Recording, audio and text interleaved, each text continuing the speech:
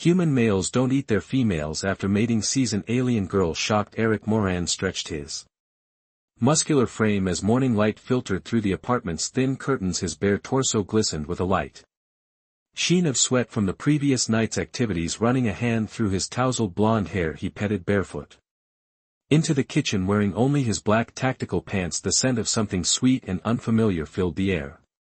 Probably another of Jira's alien concoctions. He smiled, thinking of the beauty he'd spent the night with. Their relationship was still new, exciting, passionate, and occasionally bewildering due to their cultural differences. Morning beautiful, he called out cheerfully. The clatter of something metallic hitting the floor made him turn sharply. There stood Jira, her slender figure clad in that dark green bodysuit that hugged her curves in all the right places. The neckline plunged daringly, exposing her smooth crimson skin. Her silvery white hair cascaded down her back like a waterfall of moonlight. But something was wrong, very wrong. Jira's expressive eyes were wide with terror. Her normally vibrant red skin had ped to an alarming pink hue. In her trembling hand she clutched a large kitchen knife, pointing it directly at him. Her chest heaved with rapid breaths. Whoa! Eric raised his hands instinctively, showing his palms. Jira, what the hell, stay back, she hissed, her melodic voice tight with fear. I know what comes next. Eric froze, utterly confused. What comes next? Breakfast coffee. I was thinking maybe we could. Don't patronize me. Jira's voice cracked. I know your species customs. I've researched Earth. I know what happens when the female doesn't conceive after the first night. Eric's brow furrowed. When she doesn't? What are you talking about? Out? You're going to eat me? Jira blurted out, brandishing the knife with renewed vigor. That's what human males do, isn't it, when their mating doesn't result in pregnancy? For a moment Eric just stared at her, processing her words. Then, despite the knife and the genuine terror in her eyes, he couldn't help it. He burst into laughter, deep full-bodied laughter that bent him double. This isn't funny, Chur shrieked, though confusion now mingled with her fear. I'm sorry, Eric gasped between fits of laughter. But holy, Jira, humans definitely don't do that. Where did you even get that idea? But the documentary I watched about Earth predators, the mantis females eat the males, so I assume with humans it would be the reverse, since males are typically larger and more aggressive. Eric wiped tears from his eyes, still chuckling. Sweetheart, we're not mantises. Humans don't eat each other after sex, regardless of pregnancy. That's not a thing. Jira lowered the knife, slightly uncertainty written across her features. You're not going to eat me. The only eating I had in mind was breakfast, Eric said, then winced at his poor choice of words. I mean food, regular food from the refrigerator. But on my world, if a female doesn't conceive during the first mating cycle with her chosen male, he has the right to consume her to reclaim the energy expended during courtship. Jiro's voice had dropped to almost a whisper. Eric's laughter died instantly. That's what happens on your planet. Jir nodded solemnly. It's why females are so selective. The first mating must result in pregnancy, or she made a slicing motion across her throat. Jesus, Eric breathed, suddenly understanding her terror. No wonder you grabbed the knife, but I promise you that's not how humans work. We don't eat our partners ever. Slowly Jira lowered the knife completely, placing it on the counter with a soft clink. Her shoulders sagged with relief, but embarrassment quickly colored her cheeks a deeper red. I feel foolish now, she murmured. Eric approached her, carefully taking her hands in his. Don't. How are you supposed to know? I'm just glad you didn't stab me before I could explain. A small smile tugged at G's lips. I would have made it quick at least. How considerate. Eric grinned, pulling her into his arms. She came willingly, her body relaxing against his. So your species, the males, actually eat the females if they don't get pregnant? Jira nodded against his chest. It's considered honorable. The female provides sustenance for the male to continue his genetic quest, and you still decided to date a human knowing what you thought might happen. She pulled back, looking up at him with those mesmerizing eyes. I thought I had taken precautions to ensure conception. I didn't realize human biology would be so compatible yet different. Eric couldn't help but laugh again. We've got a lot to learn about each other, don't we? Indeed.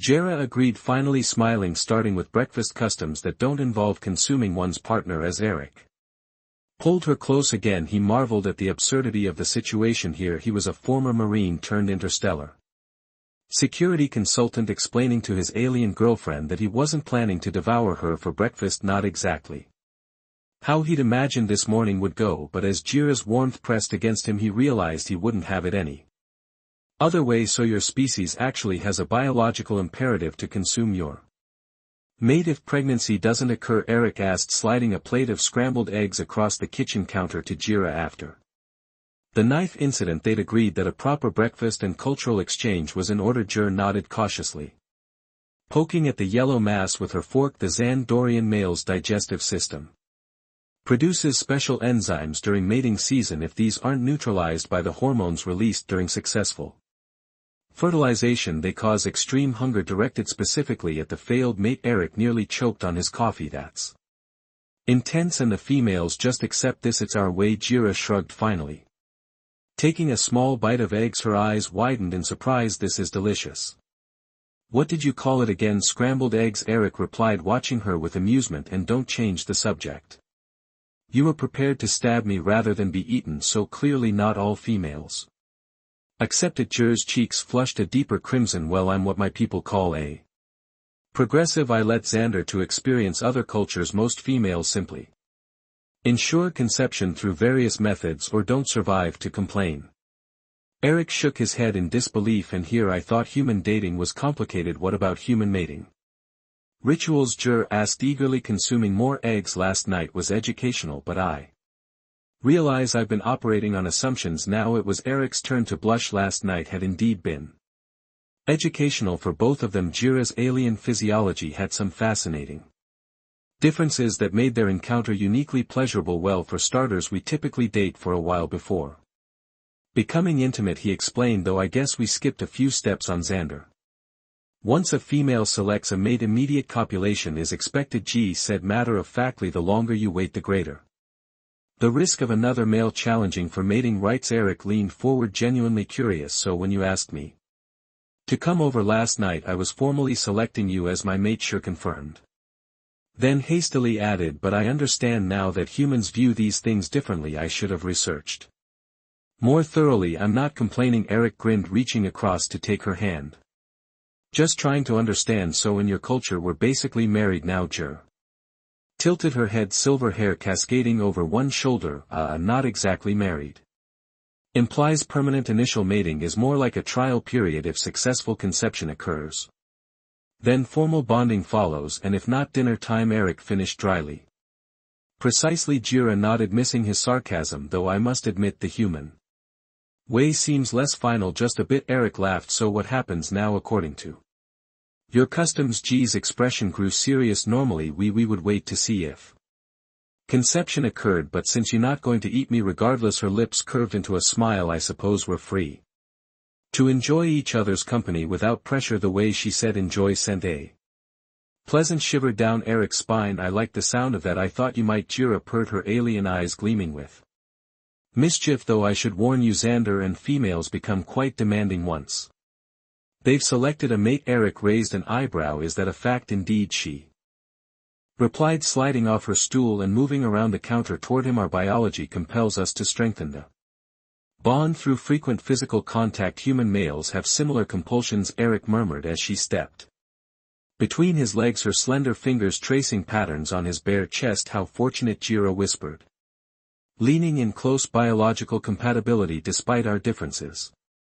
Their lips met in a kiss that quickly deepened, hands exploring with newfound knowledge of each other's bodies. The eggs were forgotten as Eric lifted Yaira onto the counter, her legs wrapping around his waist. Wait, she gasped, pulling back slightly. I should introduce you to my friends. They've been curious about my human mate. Eric blinked momentarily, disoriented by the sudden change of topic. Your friends now? Not now, Jira laughed, running her fingers through his hair. Tonight there's a gathering at the cosmic crossroads. It's an alien-friendly establishment where off-worlders socialize. You want me to meet your alien friends? Eric asked, suddenly feeling nervous. What if they expect me to know all their customs I barely understand?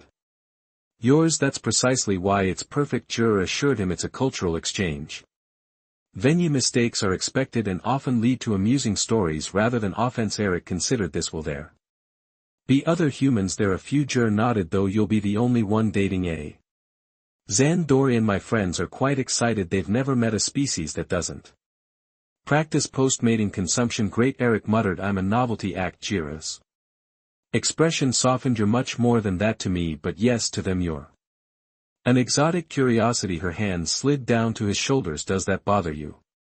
Eric thought about it, then smiled. Actually no, on Earth I was just another ex-military guy. Out here I'm unique, I kind of like that. Good. Jira smiled, pulling him close again. Because I like you. Unique. As their lips met again, Eric marveled at how quickly his life had changed. A month ago he'd taken the security job on next to station, thinking it would be just another contract. Now he was dating an alien woman who'd expected him to eat her, and he was about to meet her exotic friends. Life in space was certainly never boring. The cosmic crossroads lived up to its name. Situated in the heart of Nexus Station's entertainment district, the establishment pulsed with a kaleidoscope of alien life forms. Holographic stars drifted across the ceiling, casting multicolored light over the diverse clientele. A three-armed bartender mixed drinks with hypnotic efficiency, while a band of gelatinous beings produced haunting melodies from their vibrating membranes. Eric tugged at the collar of his navy button-down shirt, feeling distinctly out of place despite his years of interstellar travel. You didn't mention this was such a high-end spot, he whispered to Jira. She squeezed his hand reassuringly, her crimson skin glowing under the ambient lighting. The silver dress she wore clung to her curves like liquid metal, drawing appreciative glances from various species. Relax, she murmured. My friends don't bite, unlike some species here. She winked playfully. Before Eric could respond, a high-pitched squeal cut through the ambient noise. A slender blue-skinned female with delicate tendrils instead of hair rushed toward them. Jur, by the seven moons, you actually brought him. The blue alien circled Eric, examining him with unabashed curiosity. He's even more magnificent than you described. Mara, this is Eric, Jur introduced with a hint of pride. Eric, this is my friend Maya. She's a Quillian. Pleasure. Eric nodded, trying not to stare at the gently undulating tendrils. The pleasure is entirely mine, Mira purred, her large iridescent eyes blinking rapidly. I've never met a human who's made it with a Xandorian before. Tell me, was it difficult to resist your consumption instincts? Eric choked on air. My, what, humans don't have consumption instincts, Mira. Jira explained patiently. That's what makes them so fascinating. No consumption at all, Mara gasped. But then what ensures genetic commitment? We use something called trust, Eric replied dryly. Myra's tendrils rippled with amusement. How charmingly primitive. Come. The others are dying to meet you. She led them to a semicircular booth where three other aliens waited. Eric recognized a Vesperian with his insect-like features, but the other two species were unfamiliar. Amar, everyone, this is Eric, Jira's human mate who doesn't consume females, Maya announced, causing several nearby patrons to turn and stare. Eric slid into the booth beside Jira, whispering, could she have said that any louder? Actually yes, Jira whispered back. Aquilin can project their voices across entire ecosystems when they want to. The Vesperian leaned forward, compound eyes reflecting the holographic stars. I am CCS. We have many questions about human mating rituals. I'm sure you do, Eric replied, accepting a luminescent blue drink from a hovering service drone. Is it true humans mate for pleasure even when conception is impossible? Asked a reptilian female with iridescent scales. Ta is draconian. Why? Explained, their species only engages in physical intimacy during specific fertility cycles. Eric took a large swig of his drink. Yes, humans can separate reproduction from pleasure. Fascinating, murmured the fourth alien, a hulking humanoid with stone-like skin. And you don't consume your partners regardless of reproductive success. Humans don't consume sentient beings. Period. Eric clarified, we consider it morally wrong. This statement caused a ripple of murmurs around the table. But what about failed genetic investments? Crix chittered. How do you recoup the biological resources? Eric glanced at Jur, who nodded, encouraging. We just move on and try with someone else if reproduction is the goal. Such waste.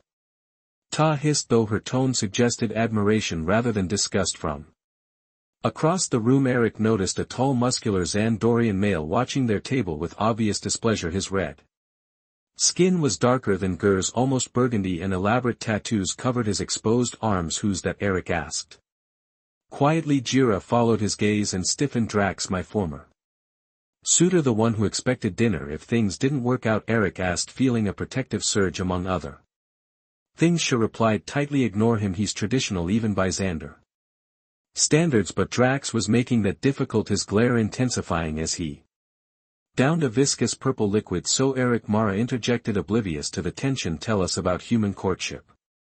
How did you and Jur become mates? Eric tore his attention away from Drax. Well, we met at her shop. I needed parts for my security equipment and she was the only one who carried compatible components. He visited every day for a week before asking me to dinner. Jur added, her hand finding his under the table. A week? Taa gasped. Such patience, humans often engage in extended courtship rituals, Eric explained, warming to the topic. We get to know each other first, establish compatibility beyond just biological factors, and this works. The stone-skinned alien rumbled skeptically. Our species has survived this long. Eric shrugged, though I'll admit dating G has been a unique experience. How so? Crick leaned forward eagerly. Eric glanced at Jira, who nodded permission. Well, for starters, I didn't expect to be greeted with a kitchen knife the morning after the sent the table into various expressions of amusement. Mars' tendrils quivered, Crick's mandibles clicked rapidly, Tellus' scales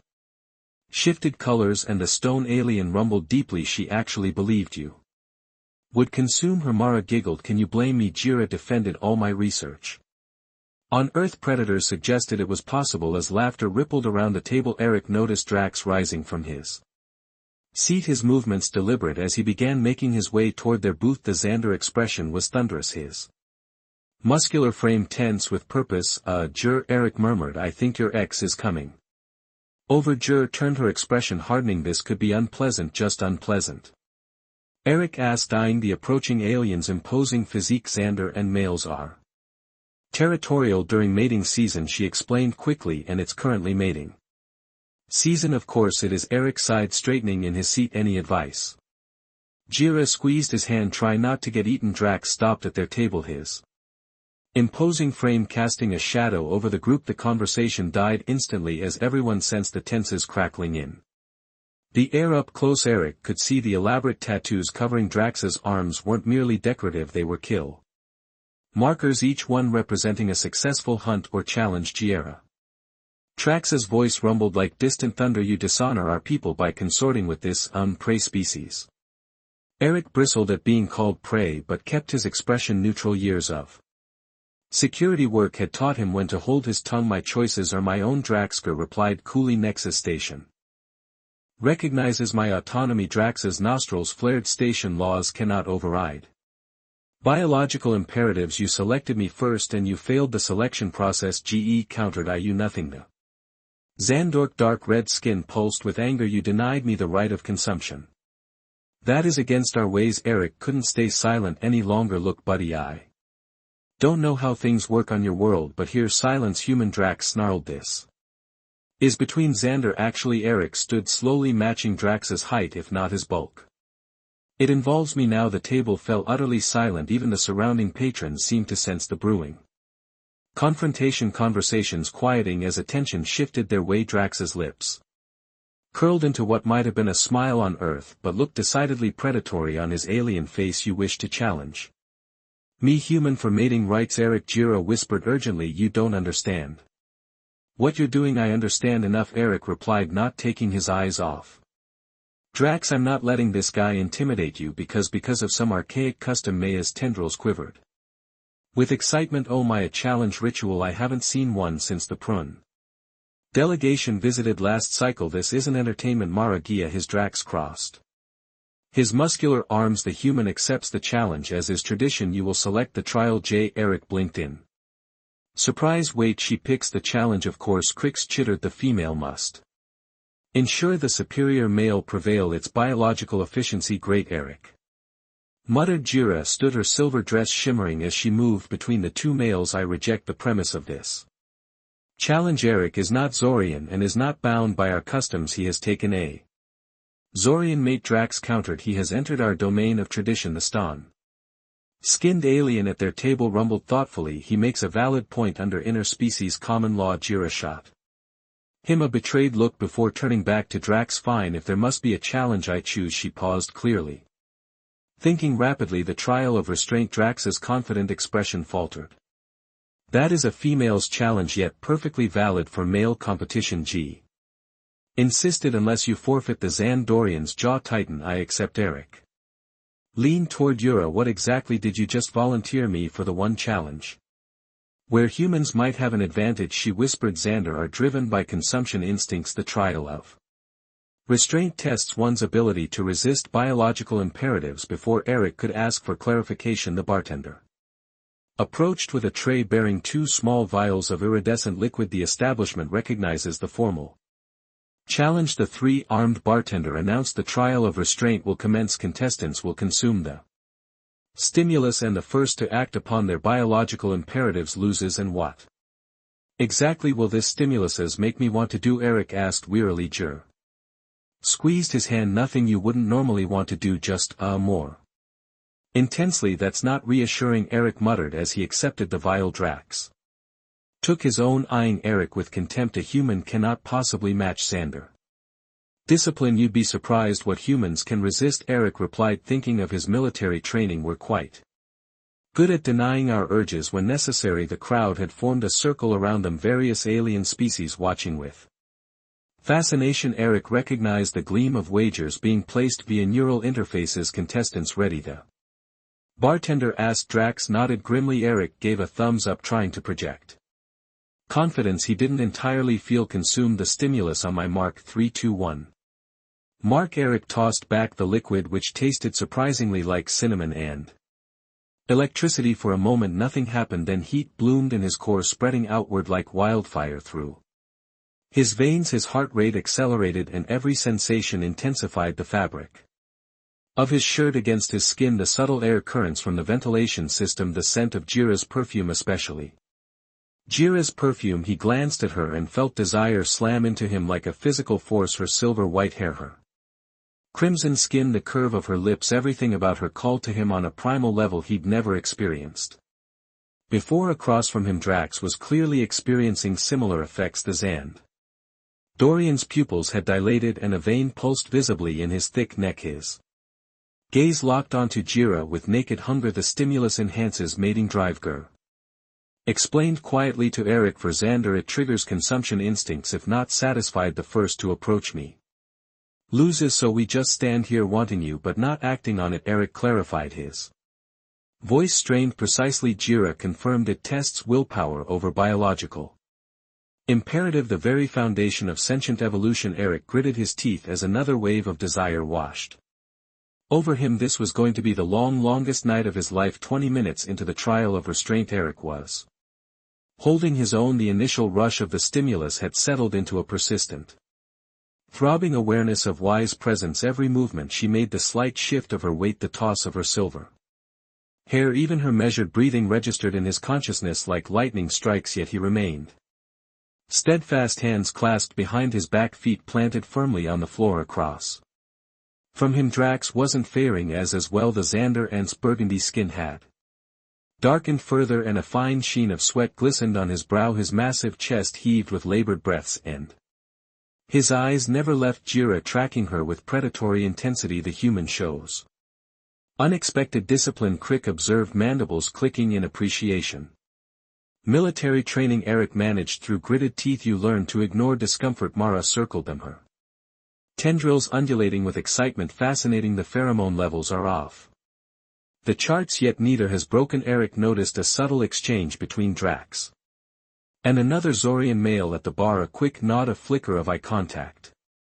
Something wasn't right, Jira, he murmured. I think Drax has friends here. She followed his gaze and frowned. Vorn, his clutch brother. This could complicate things. Before Eric could respond, a server droid approached with a tray of drinks, complimentary refreshments for the challenged participants, and announced in a metallic voice, no refreshments during a trial of restraint. Jura objected.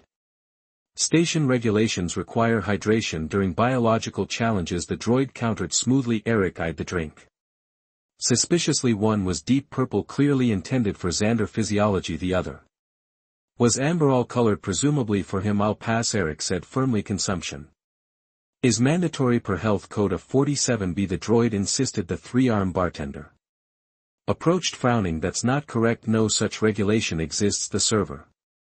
Droid's optical sensors flickered, override challenge parameters adjusted. Eric recognized the signs of a hack service unit. His security training kicked in as he tracked Vor's movements. Toward a side exit, someone's tampered with the droid. Drax smirked, reaching for the purple drink. Perhaps your human is afraid of a little enhancement. What's in these drinks? The bartender demanded, one arm reaching for a security panel. Myra's tendril suddenly extended, wrapping around the amber glass and lifting it to her sensory nodes. This contains trace amounts of tan aphrodis and Zorian pheromone inhibitors. It's designed to make the human lose control, while dampening Zoran responses. A murmur rippled through the crowd. Cheating during a formal challenge was a serious offense in most cultures. Drax's confident expression faltered. I had no knowledge of save it. Eric interrupted. Your clutch brother is already making for the exit. Security drones descended from ceiling panels, their scanners focusing on the fleeing Vorn. The Zoran didn't make it 3 steps before being immobilized in a containment field. The bartender's expression hardened. Interference in a formal challenge. The penalty is automatic forfeit. No. Drax roared, his control slipping. The human cannot win. He is prey, not a mate. The stimulus still coursing through his system, combined with the adrenaline of uncovering the sabotage, left Eric